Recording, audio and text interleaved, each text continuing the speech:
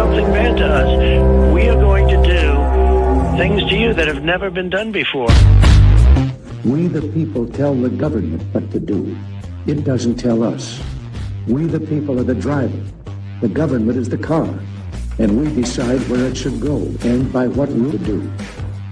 We the people are free. And I hope we have once again reminded people that man is not free unless government is limited.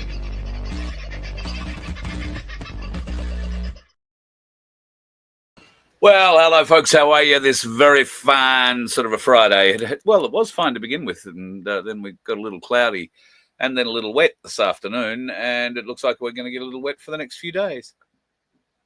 Won't that be fun? More bloody rain. Hopefully you're not getting it where you are, but maybe you need it. If you do, good luck to you. We've seen enough of it, if I'm honest, for a little while. But that doesn't mean we're not getting things done, and we are certainly getting a lot of things done around here at the moment. I've been explaining, I think, to folks that we have a bit of a wood supply, well, happy problem, I guess. There is a lot of wood to be supplied, and I think we will, just trying to find out where I've saved these photos that I was going to show you. That's ridiculous. It's telling me I haven't saved them. Ridiculous. I'll just save them as a group in a folder, and I'll be able to bring them up and show you finally, eventually. Please, Lord. Maybe it would help if I tried a different way of doing this. It might make our life a lot easier. So this will give you a bit of an idea of some of the wood that we are working with here at the moment. And there is a lot of wood. So if you want some wood, we might be able to help you out. We've got wood that looks a bit like this. That's pretty well seasoned, and it is hard wood. All of this has, except for the bottom, which is a brand new tree that fell down during the cyclone, all of the rest of that is well-seasoned stuff that's been on the ground now for quite some time. And we've got tons of it. So if you are looking for a little bit of firewood to keep you warm, we will do you a deal if you... I'm wondering where Vince is, and I haven't sent him the link yet, so he'll be a bit distressed about that. I was going to give him a hard time because I know where he's been, but yes, if I send that to him, it'll upset him a tad. What's going on now? Stupid me. I've got little ridiculous... Right, now I've sent him the link. It should all work quite nicely. Vince will be joining me shortly. So, yeah, we have a ton of wood. Now, if you live in southeast Queensland, you have a trailer, and you'd like some of it, we're happy to fill your trailer for you at a very, very, very, very, very reasonable rate. Now, I've been looking around at what rates are for a cubic metre of wood. It's been that long since I've bought wood. They now sell it by the cubic metre. They claim that cubic metre is a ton or a ton. I don't think it is. Everybody that I've spoken to said, no, it's definitely not a ton. It's a cubic metre. I guess it depends on the density of the wood and whatnot, but we'll see. At any rate, we will do you 1 ton of wood. And at this stage, if you want it, we can have it in a big bag for you. We can lift that onto a trailer and you can just unload it yourself when you like, or drag it off as you feel the urge at your place. We're not really in a position to go delivering or stacking wood at people's places unless you want to pay for it.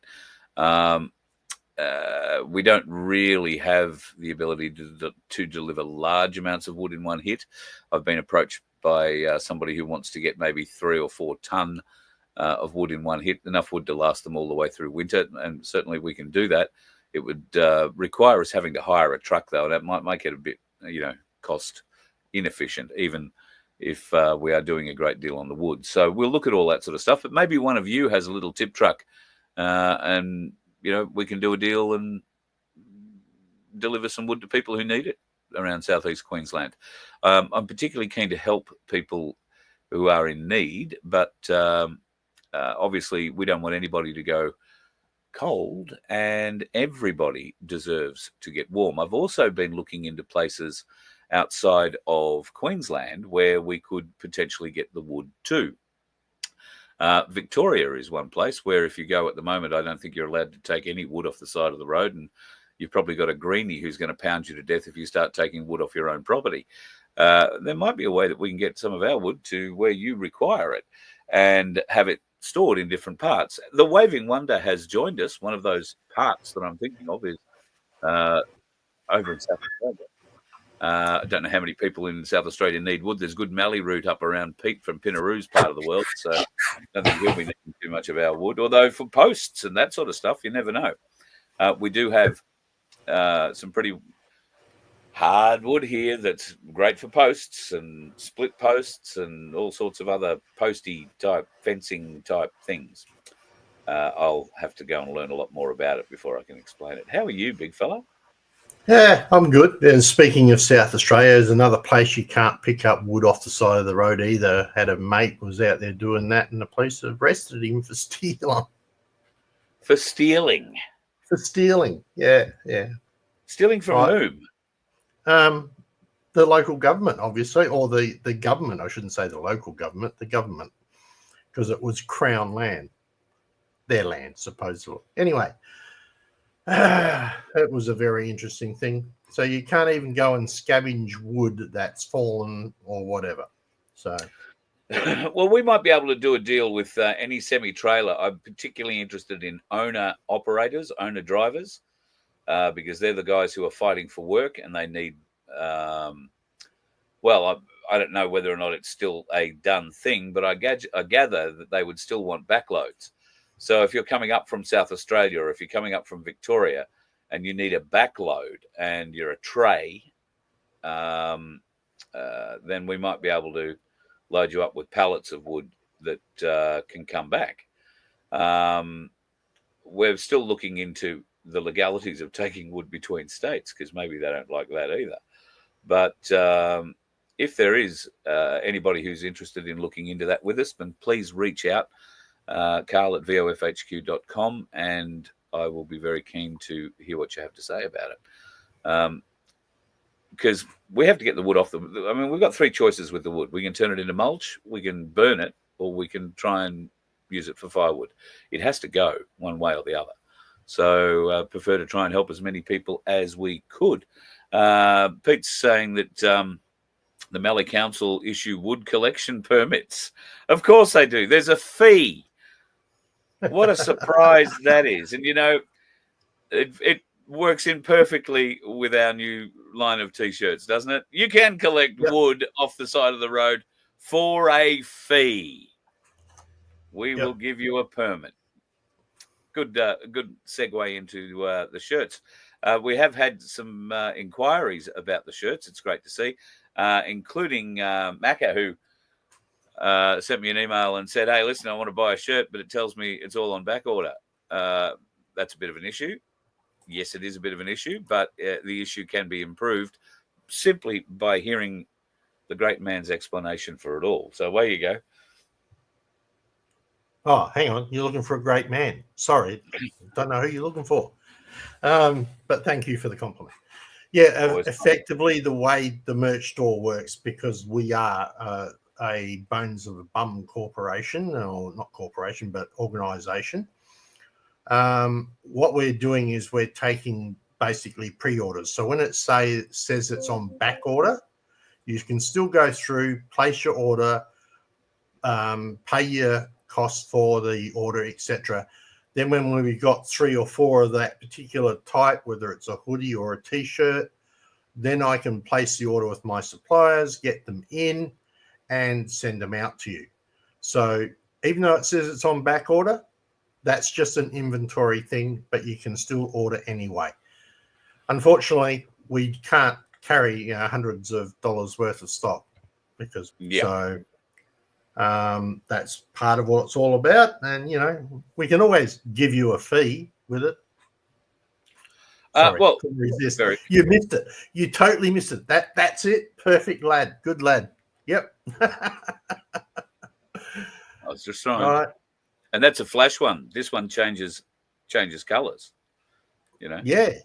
Well, white we've and got black. plenty that we can do there. So the merch store is up and running, guys. Feel free.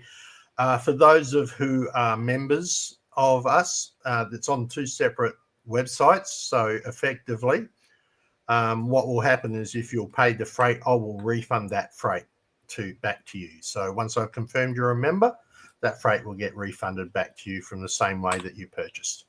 Just to let you know that. Okay. Merch.vofhq.com is the website to go to. Merch.vofhq.com is the website to go to. And if Carl's done his job properly, you should be able to find that down in the description as well.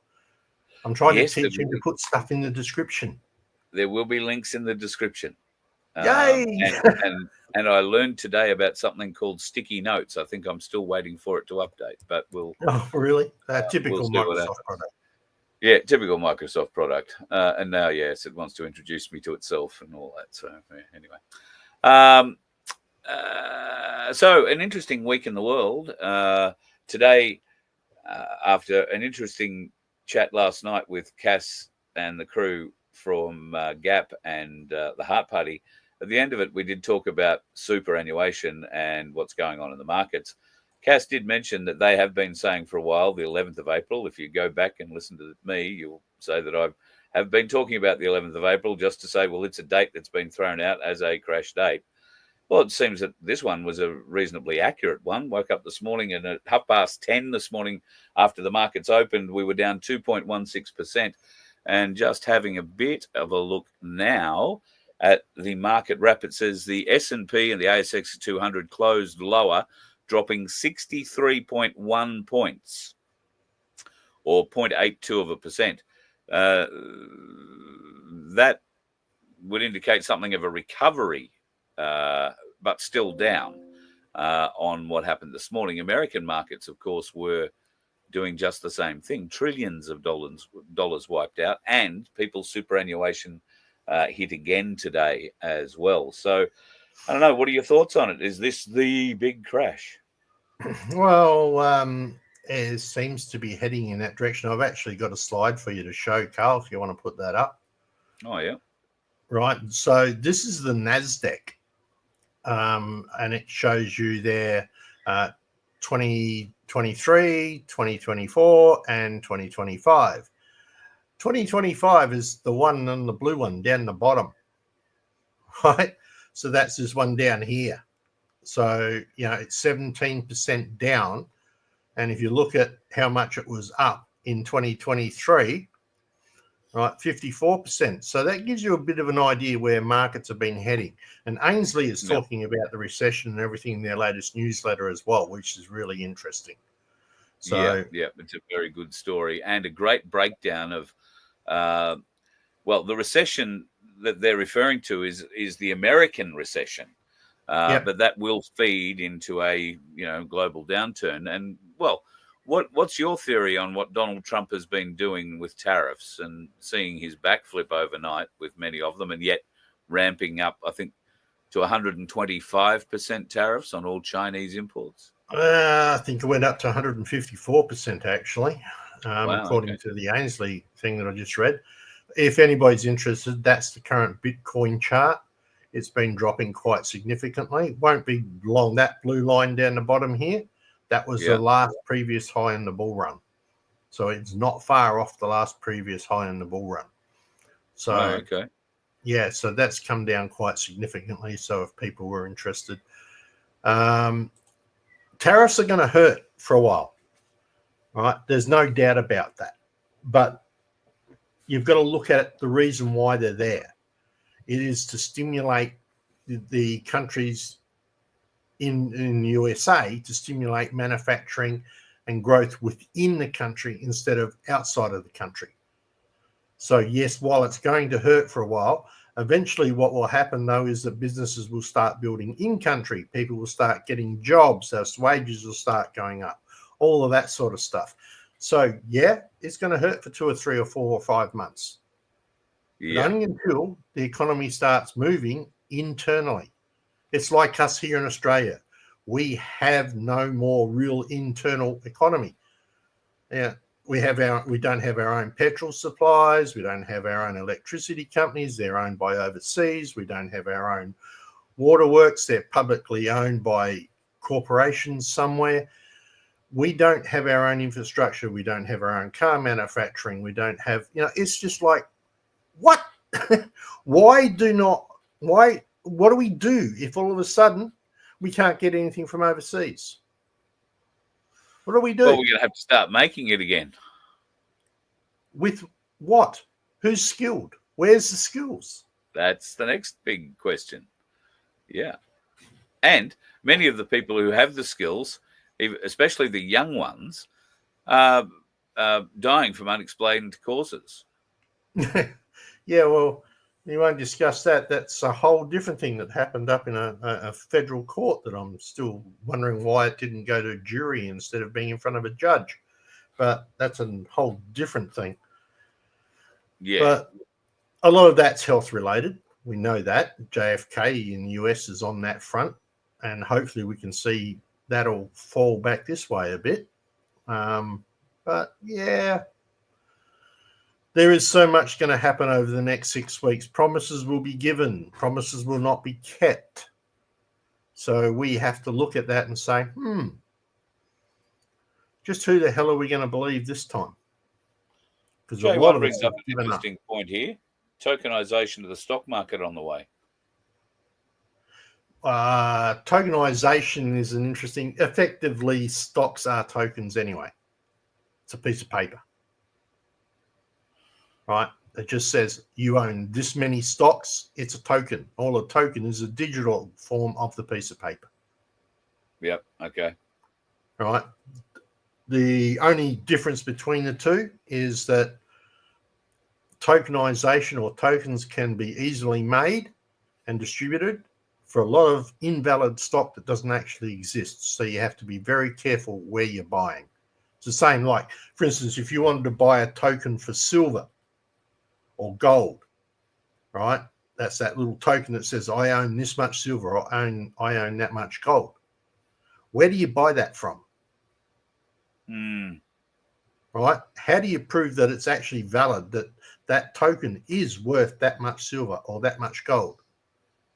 I've got to say this, Ainsley, because we know it does, only because they have the reputation behind them, right? Yeah. So that's the point. But you could buy a token off some Bitcoin or not Bitcoin, but some ledger off the blockchain that's just made up by somebody and has zero value. But you think it has value in silver or gold because you're taking their word for it. So, isn't this the great fear about any kind of digital currency? Correct. 100% correct. Yeah. There's been plenty of rugs pulls that have gone on where it's supposedly this is been equated to silver or gold, or this is equated to an asset that belongs to Microsoft, or this is equated that belongs to an asset that belongs to the federal banks, or and people buy in thinking, you beauty, I'm going to get this asset right as a token, and then the manufacturer of tokens says, see you, buy, pull. Yeah. There goes your money. Right. You know how we keep saying that people have been told this for years, that we've been, they've got to tell us what they're doing to us, and they do it in movies and all that kind of thing. Pete has put up an interesting thing here that's triggered a memory of mine. The Smoot-Hawley Tariff Crisis Act out of the 1930s in America was something that formed a very famous scene in a movie. Do you know what that movie might be? Grapes of Wrath. No. Ferris Bueller's Day Out. Oh, really? Do you remember in the classroom and the teacher is standing there taking roll call, and then he's teaching a class. The class is an economics class, I think, from memory. But he talks there, the questions he's asking, and he's saying, anybody, the government introduced in the 1930s anybody, tariff, tax, and it was called the anybody, the Smoot-Hawley tariff. And he talks through the Smoot-Hawley tariff introduction. And for those who are unaware of how that all worked, it was meant to decrease the amount of imports coming into America, and therefore keep the money inside America and generating American business. It worked exactly the opposite direction and threw America deeper into the Great Depression. So it was interesting. I just found it interesting was that comment popped up and it triggered that memory for me. So, but Ferris Bueller's Day Out might have a few more truths in it than that. That's true. I mean, it can have that effect. There is that possibility, right? But as long as cheap imports are coming into the country and there's no need to build it in the country, then there's no jobs for people. It's just pure logic. So, I'm sort of for it and sort of against it, but I'd much rather see a country work better in its own backyard, and that's including Australia, right, than supply overseas people with a really good income, and we all starve. I'm with Daniel here. It sounds to me like fiat crap all over again. In what respect? Well, digital currency to me holds no more value than a piece of paper because it's ones and zeros held in a computer. Oh, right. In that respect, yeah, I can't disagree with him on that. Yeah. Right. I mean, I was pretty pissed off at the bank today, so. Yeah, don't doubt that. Grant's saying here, Trump penalising US corporations for having stuff made overseas. Well, it's certainly a great way of driving them back to producing stuff in America again. Absolutely. And it worked. But if you want to look at it from our conspiracy theory perspective with a hat on, it's also been a magnificent way to draw out the biggest players in the commercial markets in the world, to find out who's screaming loudest and longest and who's going to lose the most money. They're the ones that are going to come out and try and do the deals that get the tariffs taken down for them or whatever. And it will show the white hats, if you like, what probably is the final layer or one of the final layers of the deep state, which will be the business fronts that have been affected by this. And China obviously being terribly affected with imports of, like you say, up to 154%. So the query there is, why is Trump doing it to China? Why is he banging on so hard about China when he and Xi were meant to be such great friends? Would it have anything to do with the amount of gold that China has been buying and their alliance with the Russians and the BRICS financial agreement? Partially. I think that might play a part, right? I see it more, though, that he's trying to bring something back into the country that needs to be kept, and that's, self-sustaining.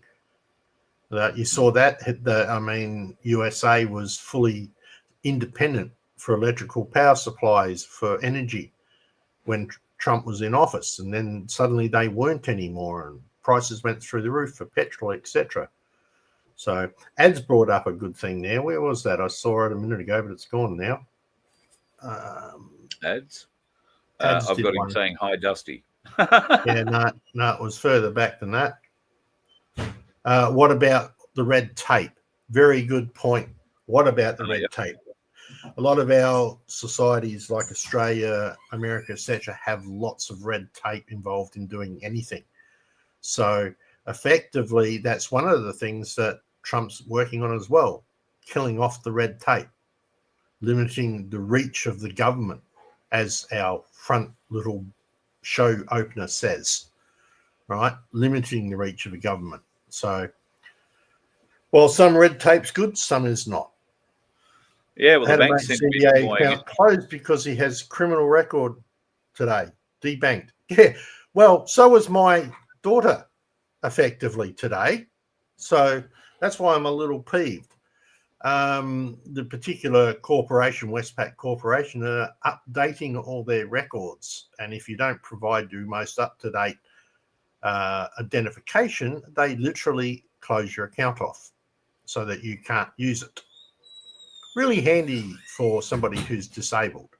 So we literally had to do a 30-minute drive down to the bank to prove who we were because the online system failed to work properly. They have no way of helping a person who's impaired because she's deaf, obviously.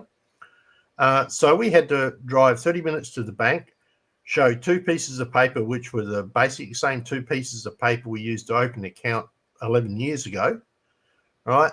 And then get those bars removed and then come back, right? So they weren't real happy with me because it said on the screen, you know, you need to drive to the bank and provide these 2 pieces of paper. So I walked into the bank and said, who do I invoice? Yeah, She just good. looked at me and went, what? Well, the computer screen said I had to come down here under contract law. You are now asking me to do something. I can now charge you for it. Yep. So, no, of course, that went Everybody should be doing that. If you have to go into the bank because they want you to go and present something and they've sent you a letter formally saying you must come in and show us who you are again, then figure out an hourly rate, send it to them, send it back in the mail, say, okay, I'm going to come in at such and such a time and such a date at your request. Here is my fee schedule. I expect to be at your bank for an hour and my fee is $150.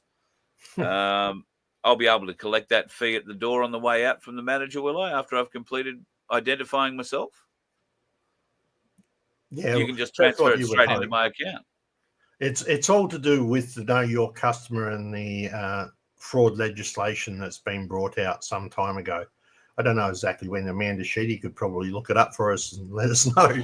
But yeah, and I'll talk about Amanda a little bit later. Effectively, the idea being that they're looking for money laundering or people who money launder.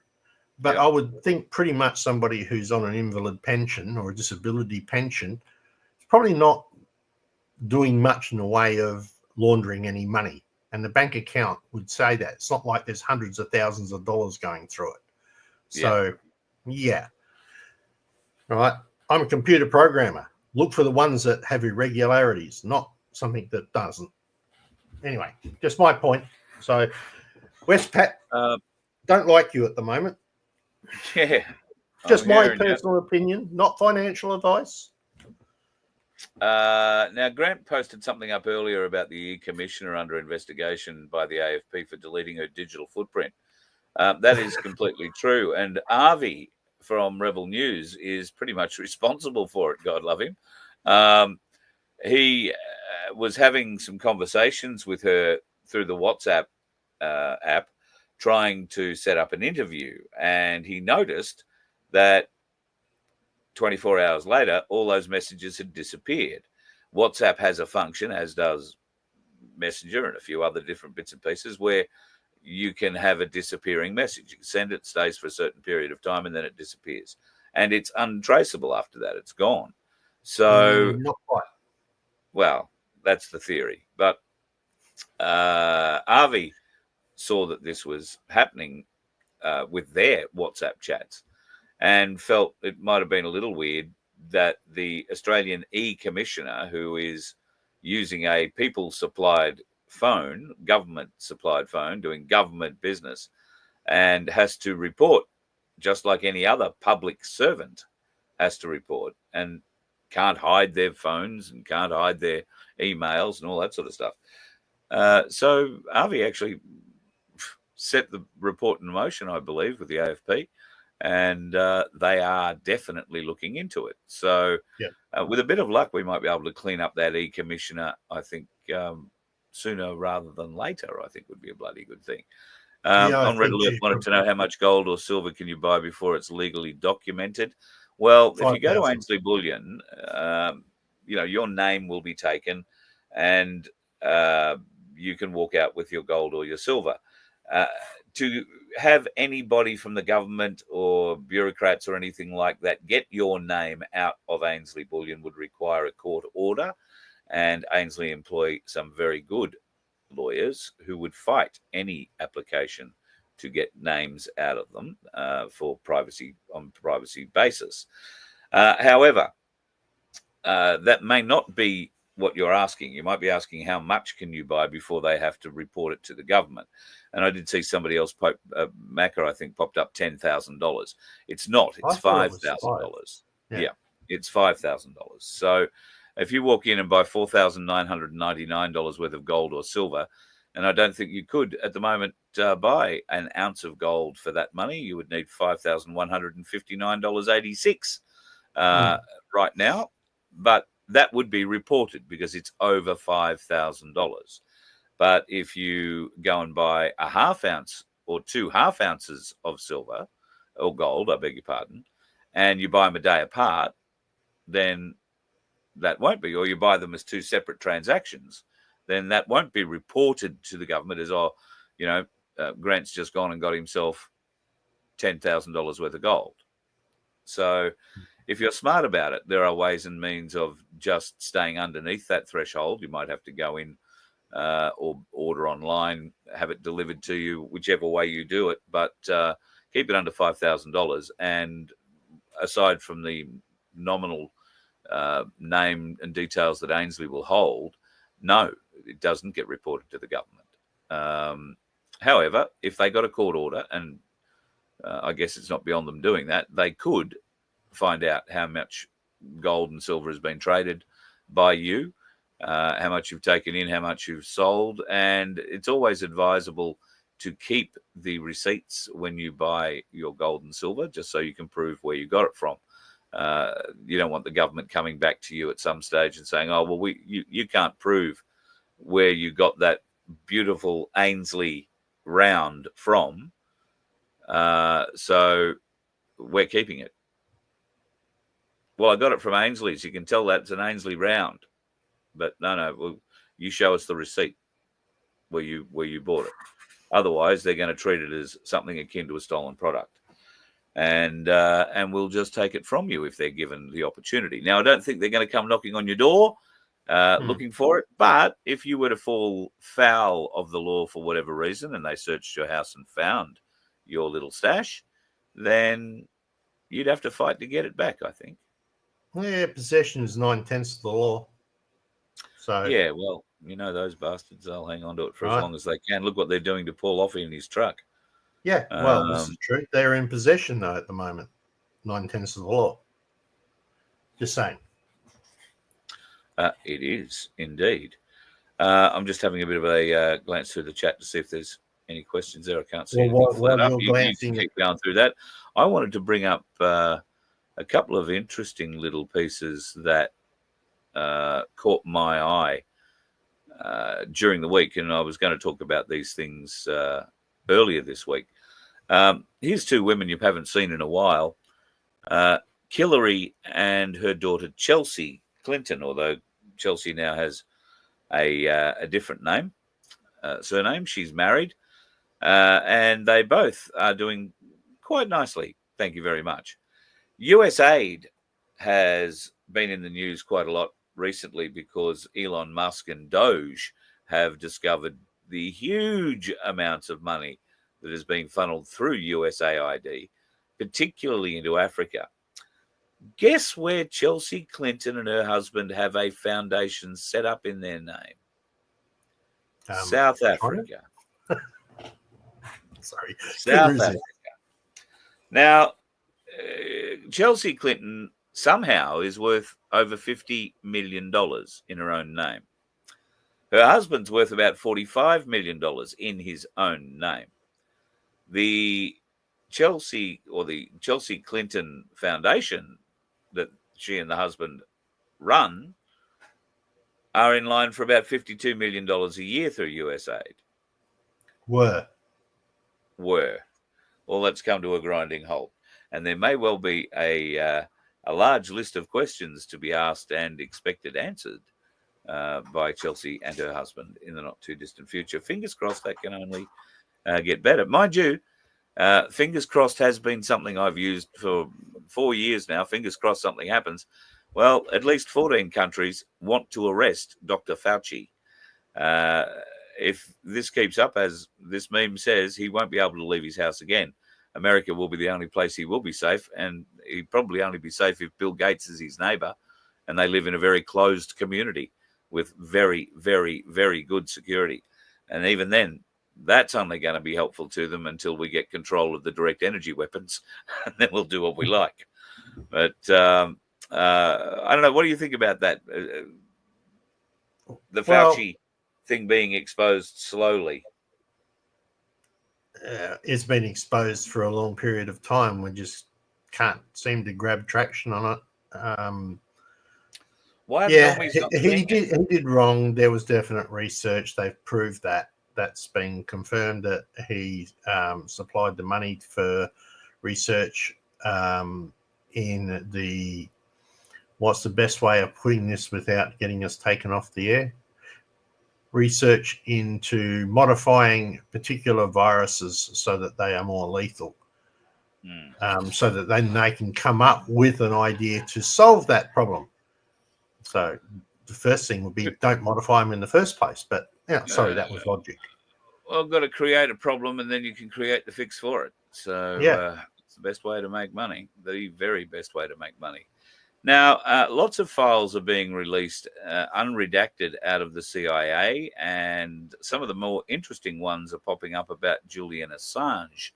The CIA had developed plans to kidnap and kill Assange. In fact, they were quite obsessed with the whole idea of it.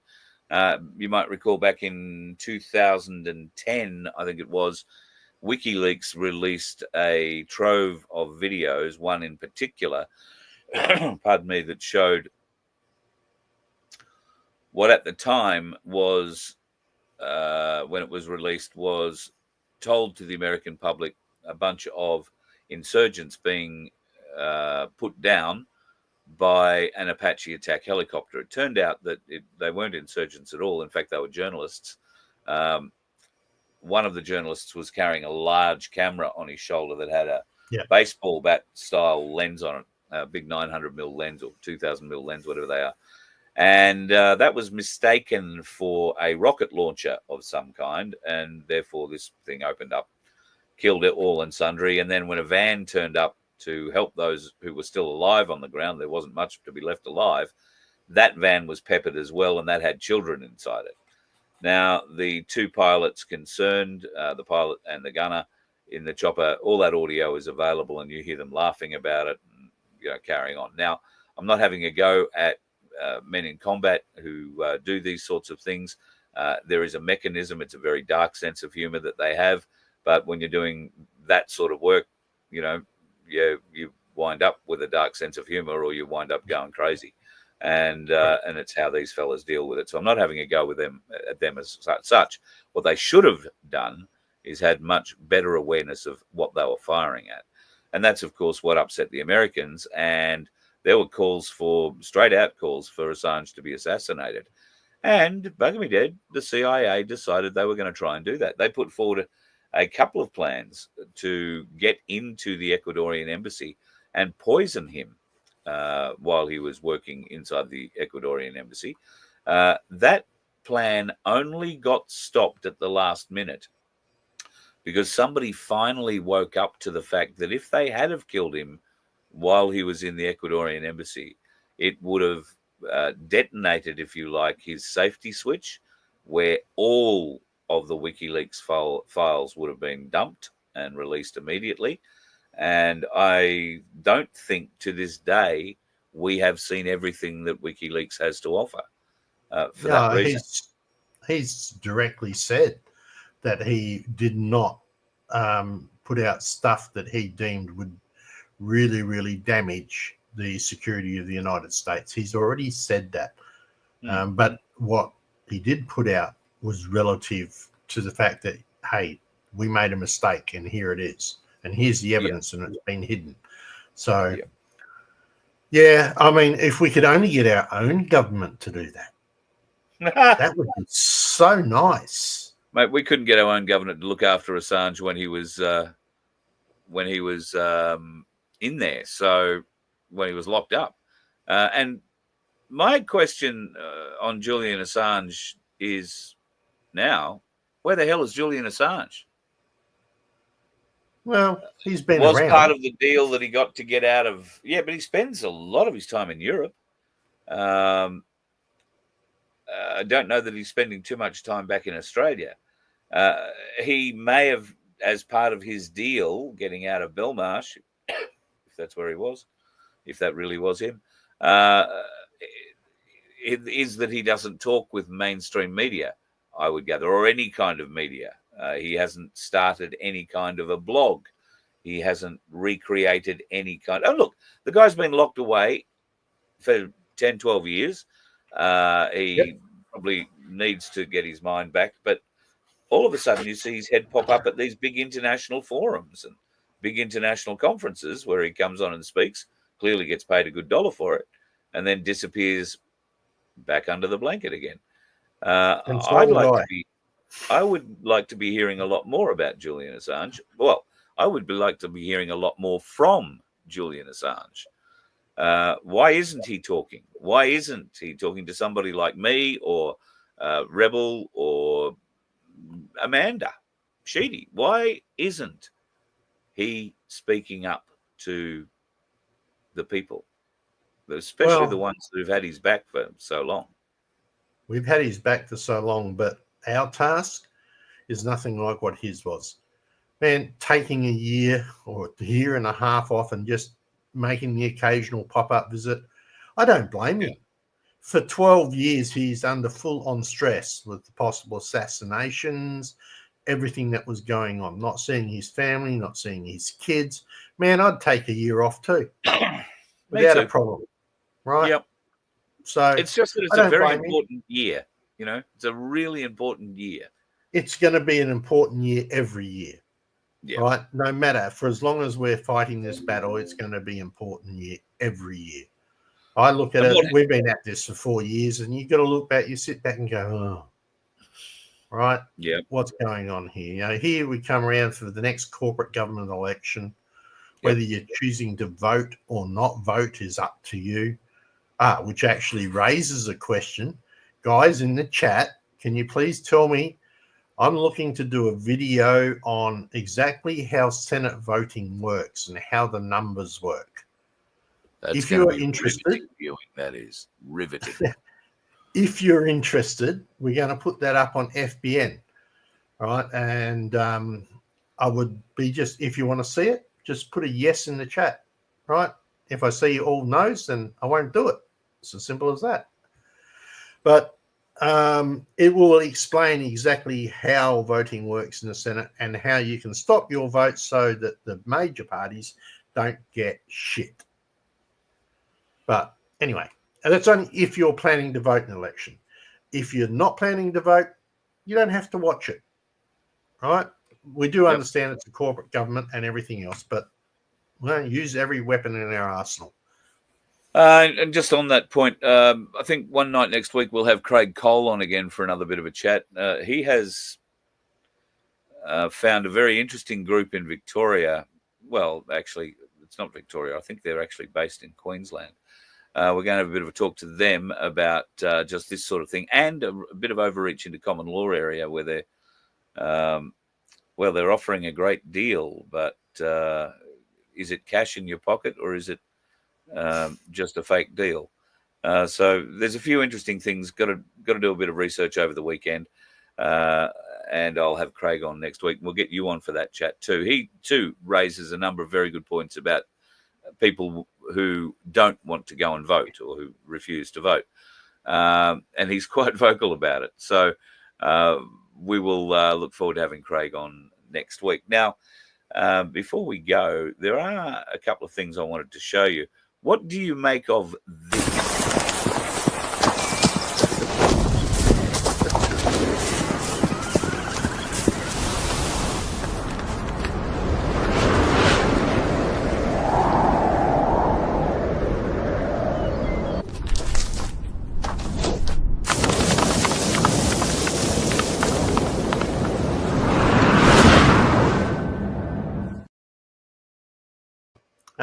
looks like a bit of Halo.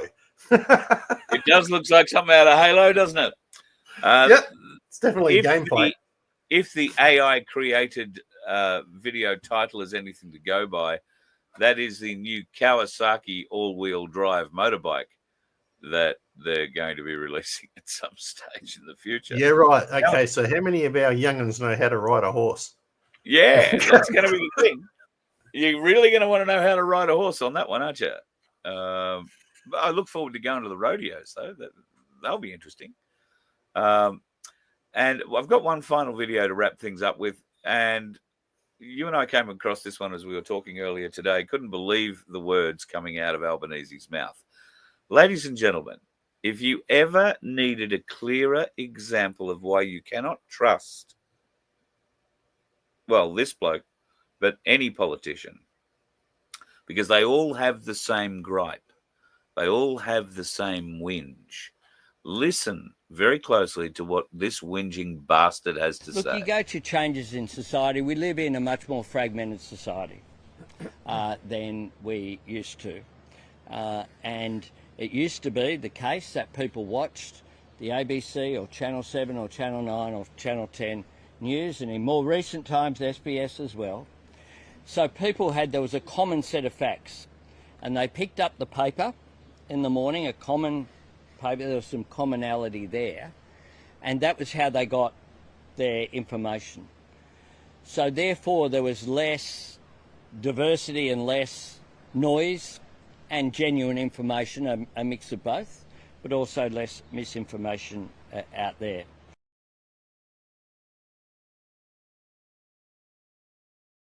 Right, can we pull that apart? Can we really pull that apart? What did he say in that 30 seconds? Well, I think the important parts of what he says there are translated. I'm so sick and tired of everybody, not the mainstream media, being listened to anymore, because everybody else is making up their own stories and they're telling the truth about us, and we've got no way to stop it.